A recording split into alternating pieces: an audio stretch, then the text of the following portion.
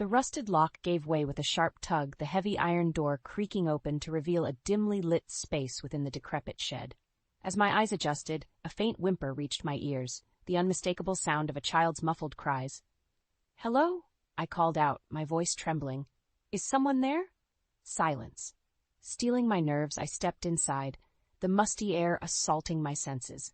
Rays of sunlight streamed through cracks in the walls, illuminating a small, huddled figure in the corner. I gasped, covering my mouth to stifle the cry that threatened to escape. It was a young girl, her frail body curled into a tight ball, stringy blonde hair obscuring her face. At the sound of my footsteps, she froze, her cries turning to ragged breaths. "It's okay. I won't hurt you," I said, my words gentle yet firm. "My name is Evelyn. I'm here to help." Slowly, she lifted her head, and our eyes met. Piercing blue orbs, haunted yet defiant, stared back at me, the gaze of one far older than her years. A surge of recognition washed over me, coupled with disbelief and horror. "Eliza?" I whispered, the name I never thought I'd utter again. "Eliza Carson?" Her brow furrowed, confusion flickering across her delicate features. Of course, she wouldn't recognize me. We'd never met. Eliza Carson was Clayton's cousin, presumed dead after a boating accident 6 years ago when she was only 6 years old. Her body was never recovered, but the entire community mourned her loss. "How do you know my name?" Her small voice quivered, laced with equal parts fear and desperation. "Eliza, it's me, Evelyn. I'm married to your cousin Clayton." I inched closer, my hands raised in a placating gesture. "You're safe now, I promise. I'll get you out of here." Her eyes widened, realization dawning. "You have to go," she pleaded, shrinking back. "If he finds out, you know—" The shed's entrance slammed open, the force sending a tremor through the floorboards. I whirled around to find Clayton, his expression a mix of shock and trepidation. "Evelyn?" His gaze flickered between us, confusion rapidly giving way to panic. "What are you doing here? Get away from her!" I stood my ground, shielding Eliza with my body. "Clayton, what is going on? Why is your cousin, who everyone thought was dead, locked up in this shed?" His Adam's apple bobbed as he swallowed hard. "You don't understand. It's not what it looks like." "Then explain it to me," I demanded, my voice rising. "Because right now it looks like your family has been lying and keeping a little girl prisoner for God knows how long." Eliza flinched at my outburst, and I softened my tone. "Please, Clayton, she's just a child. Whatever this is about, we need to get her out of here and to safety." Clayton's shoulders slumped, defeated. He opened his mouth to speak, but the words died on his lips as a booming voice echoed from outside. "What in the blazes is going on here?" My blood turned to ice as Terrence Carson, Clayton's uncle and the family patriarch, appeared in the doorway, his imposing figure casting a long shadow over us all. Terrence's eyes narrowed as they settled on Eliza's frail form cowering behind me. A cruel sneer twisted his weathered features. Well, seems the little brat has been discovered." He spat the words like venom. "Didn't think you'd last this long, girl." I tensed, shielding Eliza further from his menacing glare. "What is the meaning of this, Terrence? Why have you been keeping a child locked up like some animal?" He scoffed, unfazed by my accusation. "That's none of your concern, missy. You've stuck your nose where it don't belong." "Like hell it's not my concern," I shot back, fury rising within me. "This is my family, too, and I have a right to know what kind of depravity you've been up to." Terrence advanced, his bulky frame towering over me. "You watch your tone, girl. This is my land, my family. What I do here is my business." Clayton stepped between us, his arms extended. "Uncle Terrence, please. There's no need for this. Let's just take a breath and—" "And what, boy?" Terrence snarled, rounding on his nephew. "You gonna take her side over your own blood, after everything I've done for this family?" Clayton faltered, his eyes flitting between us, torn. Seizing the opportunity, I pressed on. "Clayton, look at me. You know this is wrong. Whatever your uncle's reasons, keeping a child prisoner is unforgivable. We have to get Eliza out of here and to the authorities." Terrence barked a harsh laugh. "The authorities? You think that sheriff buddy of yours will lift a finger against me? I own half this goddamn town, girl. No one's gonna believe the ramblings of some outsider over the word of a Carson." His words chilled me to the bone, but I refused to back down. "We'll see about that. I'm not afraid of you, Terrence. Not anymore." With a surprising burst of strength, I grabbed Eliza's hand and pulled her towards the exit. Terrence made a move to stop us, but Clayton held him back, his expression pained but resolute. As we burst out into the open air, I heard Terrence's roar of fury echoing behind us. "This ain't over, you hear me? You're gonna regret this, Evelyn Carson. I'll make sure of it." We ran, putting as much distance between us and that wretched place as possible. Eliza's small hand trembled in mine, but she didn't slow, her resilience evident despite her ordeal. Finally, we reached the safety of town, and I ushered her into the back of my truck, out of sight. Her wide, haunted eyes met mine, brimming with a mixture of fear and hope. What happens now?" she whispered, her voice small, but laced with steel. I cupped her face gently, determination blazing within me. "Now, we fight back. We're going to expose what Terrence has done, and make sure he can never hurt anyone again." A faint smile tugged at her cracked lips, and she nodded, the first spark of life I'd seen in her since our fateful encounter. As I gunned the engine, peeling out of the sleepy town that harbored such horrors, I knew there was no turning back. Terrence had made it personal, and I would stop at nothing to bring him to justice, both for Eliza's sake and my own. The game was afoot, and I would see this through to the bitter end, no matter what stood in my way. Terrence's reign of terror was about to come crashing down, and God help anyone who tried to stop me. My truck rumbled to a stop outside the sheriff's station, the engine still growling angrily as I killed the ignition. Eliza peered out the window, her small frame tense with apprehension. "It's okay," I said, giving her hand a reassuring squeeze. "Marcus is a good man. He'll help us." She nodded mutely, chewing her lip as we exited the vehicle. The station's double doors swung open, and Marcus himself strode out, a concerned crease etched into his brow. "Evelyn, what's going on?" His gaze landed on Eliza, and his eyes widened. "Is that—" "It's a long story," I replied grimly. "We need to talk, in private." Understanding flashed across his features as he ushered us inside, his demeanor all business. Once sequestered in his office, I wasted no time recounting the harrowing events of the day, from discovering Eliza's confinement to Terrence's menacing threats. Marcus listened intently, his expression darkening with every detail. When I finished, he let out a low whistle, scrubbing a hand over his weathered face. "Son of a bitch," he muttered. "I knew Terrence Carson was a piece of work, but this—" He shook his head, disgust etched into his features. "You believe me, then?" I pressed. "You'll help us bring him down?" "Of course I believe you, Evelyn." He reached across his desk, clasping my hand firmly. "You know I've always had your back. I'll do whatever it takes to make sure that bastard gets what's coming to him." Relief washed over me at his words, but it was short-lived as another thought occurred to me. What about Eliza's safety? Terrence won't stop until he gets her back under his control. Marcus's jaw tightened. "Leave that to me. I'll set you both up somewhere secure, out of town where he can't get to you." "No." The vehement protest came not from me, but from Eliza herself. We both turned to her, startled by the sudden outburst from the normally timid girl. "I'm not running anymore," she declared, her eyes blazing with a fire I hadn't yet seen. "That monster has kept me locked up, afraid of my own shadow for too long. I want to face him, to make him pay for what he's done." My admiration for her bravery was tempered by concern. "Eliza, I understand how you feel, but nothing," she cut me off fiercely. "I may be just a kid, but I'm stronger than he thinks. You said we were going to fight back, and that's what I want to do." I opened my mouth to protest further, but Marcus held up a hand, silencing me. "She's right, Evelyn." His expression was grim but resolute. "If we want to take Terrence down for good, we'll need Eliza's testimony. She's the key to exposing his crimes and making sure he can't wriggle his way out of this." Eliza lifted her chin defiantly, her jaw set in determination far beyond her years. In that moment, I saw not a frightened child, but a young woman forged in the fires of unimaginable hardship, a kindred spirit with an inner strength to match my own. With a slow nod of acceptance, I turned back to Marcus. "All right, what's our next move?" A faint smile tugged at the corner of his mouth. "First, we need to gather more evidence against Terrence, something concrete to back up Eliza's story. And for that—" He paused, his gaze flickering towards the door. "We'll need to bring in some extra firepower." As if on cue, there was a sharp rap at the office door. Marcus's smile widened as he called out, "Come on in, Nina. We've got work to do."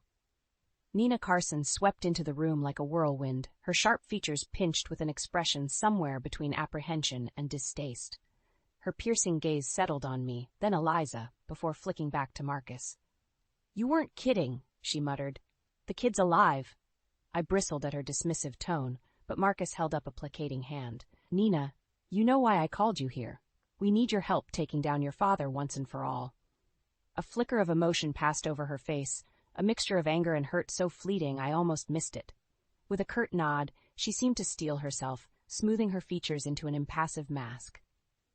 "Fine. What do you need from me?"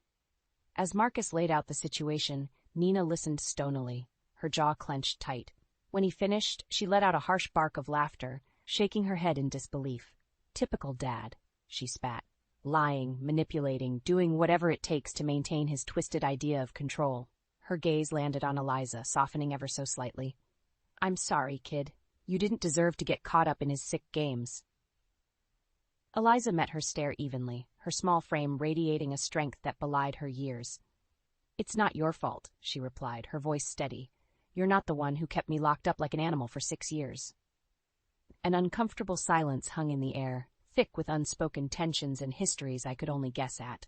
Finally, Nina broke it with a weary sigh. "You're right. This is on him, not me. Not anymore."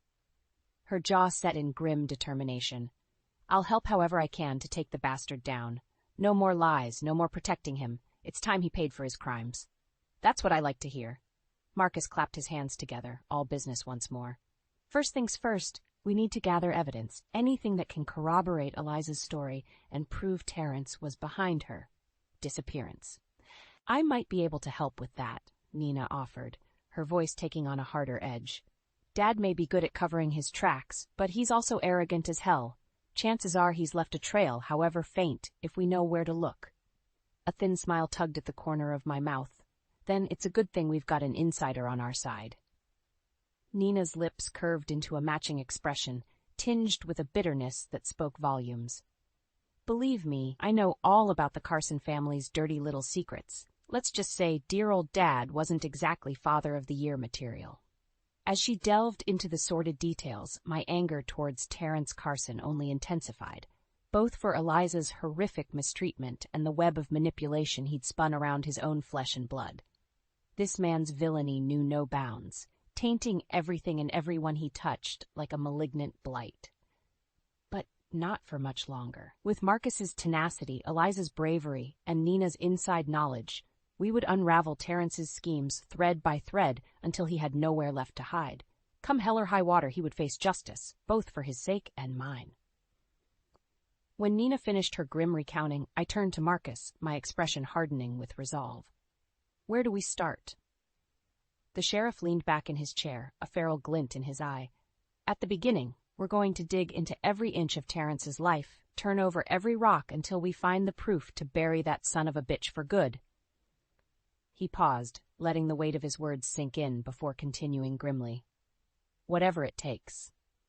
The Carson family estate loomed ahead, its wrought iron gates an imposing barrier guarding the secrets that lurked within. Nina gripped the steering wheel tightly as we approached, her knuckles white with tension. "You sure about this, Evelyn?" she asked, her voice tight. "There's no going back after we cross that line." I eyed the foreboding manor, feeling its dark presence like a weight pressing down on me. "I'm sure. It's time we got some answers, straight from the devil's mouth." Nina gave a grim nod before punching in the code, the gates grinding open with a piercing shriek of metal on metal. We pulled through, the tires crunching over the gravel drive as we neared the main house. Lorraine Carson was waiting on the porch, her arms crossed defensively over her chest. As we climbed out of the car, her pinched expression softened briefly at the sight of her daughter. "Nina, what are you doing here?" Her gaze landed on me, eyes narrowing to slits. "And you brought her? After everything that's happened?" "That's exactly why we're here, Mother," Nina replied coolly. "We know what Dad's been up to, about Eliza. It's over." Lorraine flinched as if struck, panic flitting across her features before being hastily masked by a stony facade. "I don't know what you're talking about." "Can it, Mom?" Nina snapped, her patience clearly waning. "The lying, the cover-ups, it all stops now. We're going to take that sick bastard down, and you're either with us or against us." A tense silence stretched between them, heavy with unspoken history and roiling emotions. Finally, Lorraine's shoulders sagged in defeat. "You always did have a way of cutting through the bullshit, Nina," she sighed, suddenly looking every one of her 53 years. "I suppose I can't keep denying it any longer." Gesturing for us to follow, she led the way inside, her measured steps echoing hollowly through the cavernous foyer. My gaze swept over the opulent trappings, gilded mirrors, priceless antiques, and not a single personal touch to be seen.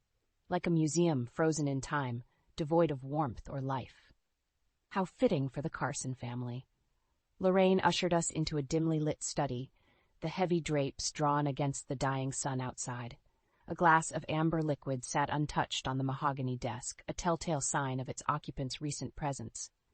At our entrance, Terence rose from the worn leather armchair, his expression thunderous. "What is the meaning of this intrusion?" he growled, his eyes flicking between Nina and me with undisguised contempt. "I don't recall inviting you piranhas into my home." "Can it, Terence?" Lorraine said, her voice low but laced with a surprising venom. "We're done with your lies, your deceptions. It's time we settled this, once and for all." For a fraction of a second, a flicker of unease passed over Terence's craggy features. There and gone so quickly, I wondered if I'd imagined it. Just as swiftly, the mask of arrogance slammed back into place, his lips curling into a contemptuous sneer. "So the family betrayers have come to rally against me, have they?" He shook his head with a mocking chuckle. "You're welcome to try, but you'll find I'm not so easily cowed." "We'll see about that," I bit out, barely containing my fury. "We know what you did to Eliza, you twisted son of a bitch. Keeping a child locked up like an animal for your own sick gratification? That's a new low, even for you." His gaze locked with mine, cold and unflinching. "You have no idea what you're talking about, girl. Everything I've done, everything, has been for the preservation and protection of this family's legacy."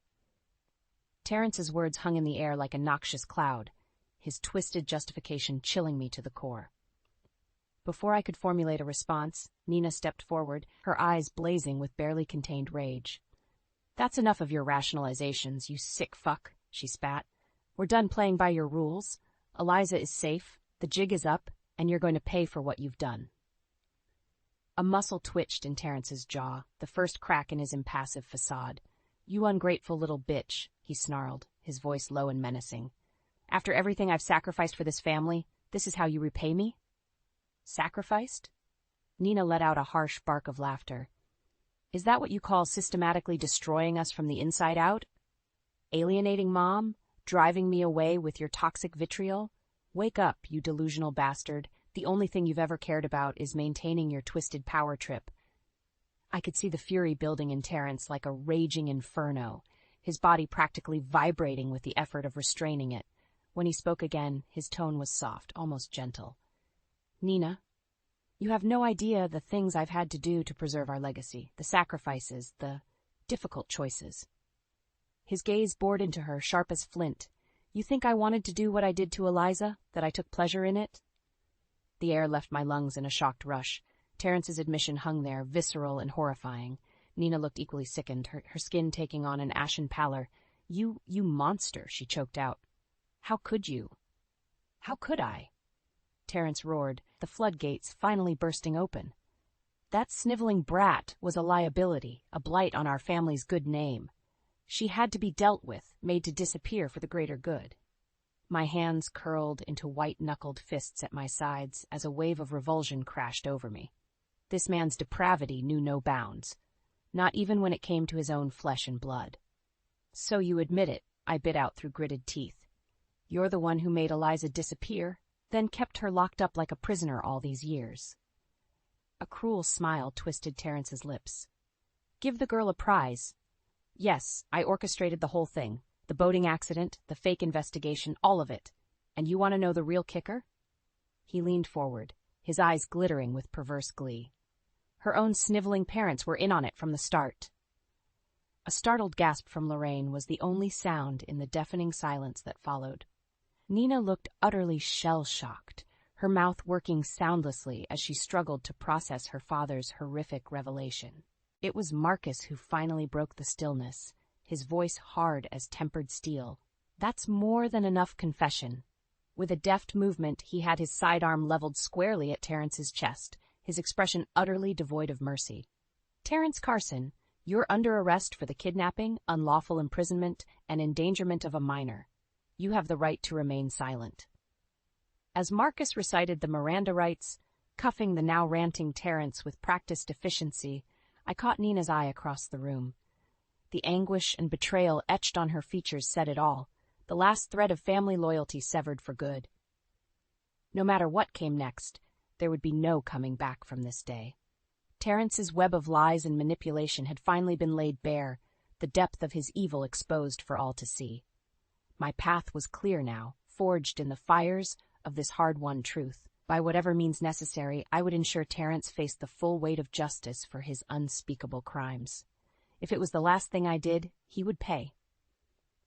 The courthouse was a madhouse, swarming with reporters and gawkers, desperate for a glimpse of the sordid drama about to unfold.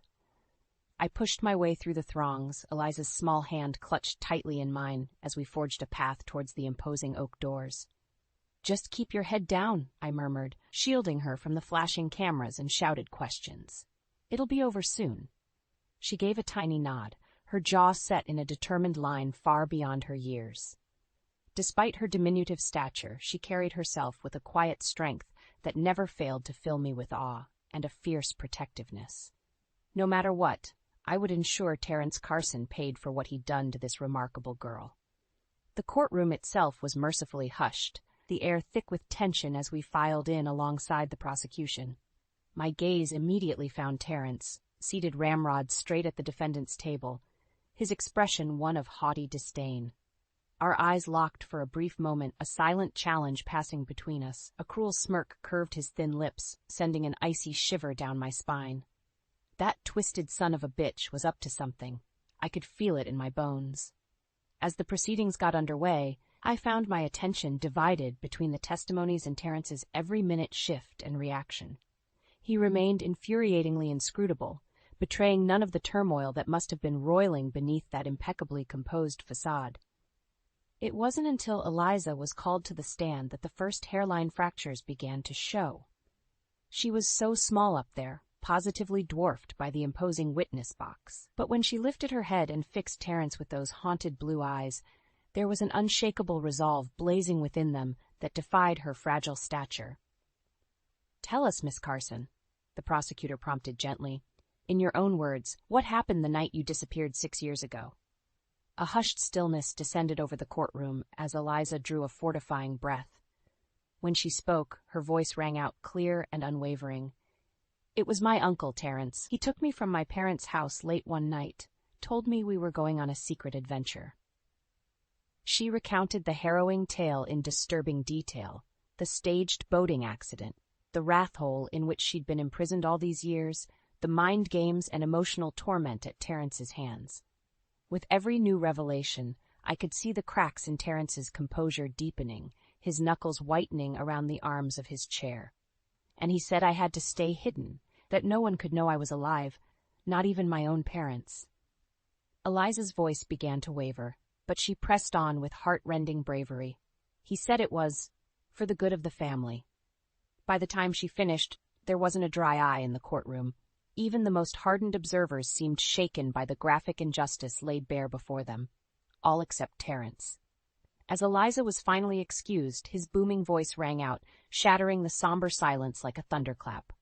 "You little lying bitch!" Before anyone could react, he'd surged to his feet, teeth bared in an animalistic snarl as he lunged towards the witness stand and Eliza.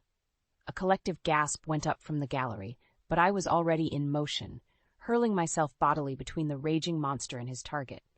His hands found my throat, cutting off my airway with bruising force as we crashed backwards. Black spots danced across my vision, but I clawed desperately at his vice-like grip, a primal surge of adrenaline propelling me. Not this time, you bastard. Not her. Not my family. Distantly, I was aware of pandemonium erupting around us, shouting, scuffling, the distant wail of sirens.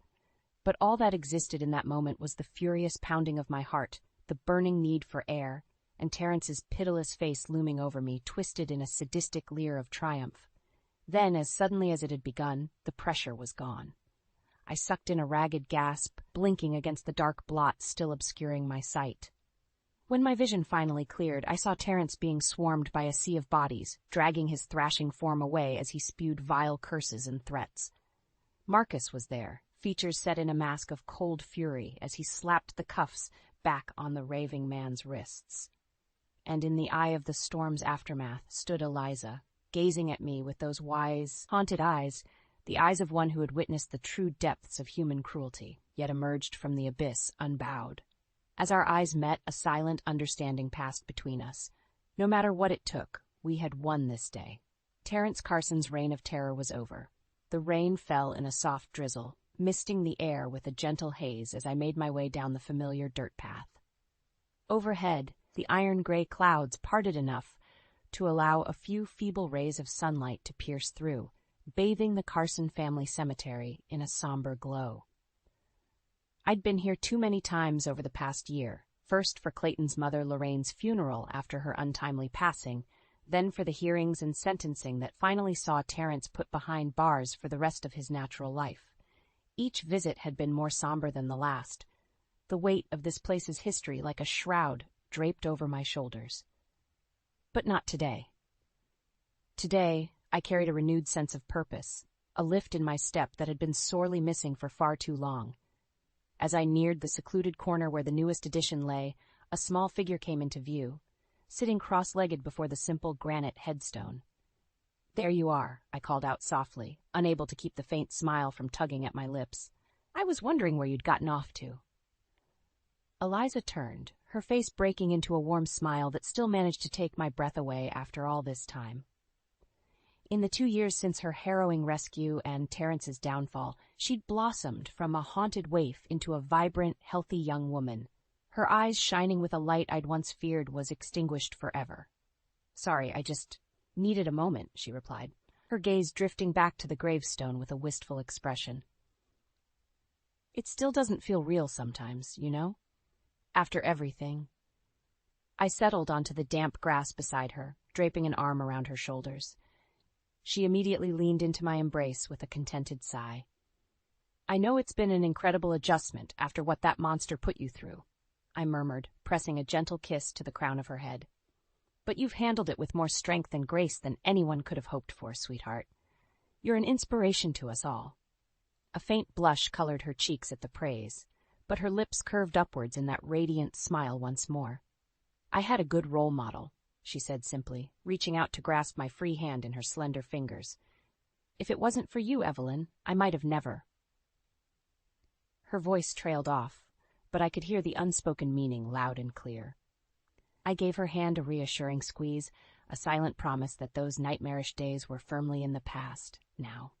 "Well, you'll never have to worry about that again," I assured her fiercely. "Terrence is gone for good, and the rest of us, we're going to be just fine." We lapsed into a comfortable silence, turning our attention back to the gravestone and the words etched into its timeless surface. "In memory of Eliza Carson, beloved daughter, cousin, and friend, may you forever rest in peace." So much pain, so much heartache had stemmed from those 5 simple words, a tragic lie perpetrated by a deeply disturbed man blinded by his own greed and depravity. But in the end, it was a truth that had set Eliza free from her suffering, giving her a new lease on the life that had nearly been stolen away. A gentle breeze rustled the trees overhead, carrying the first hints of spring, of new beginnings and fresh starts. I watched contentedly as the wind tousled Eliza's golden tresses, her face tilted towards the pale sunlight filtering through the clouds like a flower unfurling its petals. There was still healing to be done, scars that may never fully fade. But in that moment, bathed in nature's delicate renewal, I felt a profound sense of peace and hope, our future. The nightmare was finally over. It was time to awaken to the world anew. As Eliza and I rose, hand in hand, to make our way back home, I silently vowed that from this day forward, we would embrace each moment with open hearts and minds. No longer shackled by the shadows of Terrence's malice, we would bask in the warm glow of hard-won justice and dare to dream of what lay ahead. A new dawn was on the horizon, burning bright and radiant with possibilities, and we would greet it together, unafraid.